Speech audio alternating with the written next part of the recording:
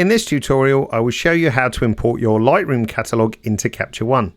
But before I start, it's important to mention that this will not have any impact on your Lightroom catalog and you can continue to use it as normal. No images are moved either.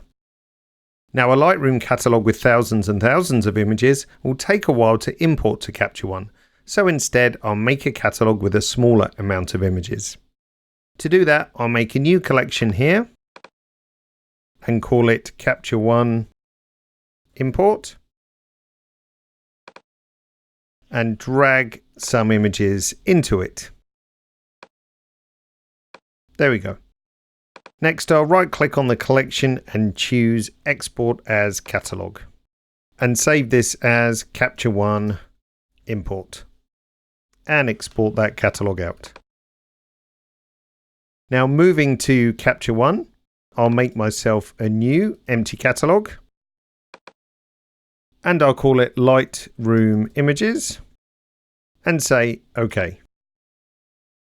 All I need to do now is go here, File, Import Catalog, Lightroom Catalog, and a dialog pops up telling you what can and can't be imported. So have a read through that so you're aware.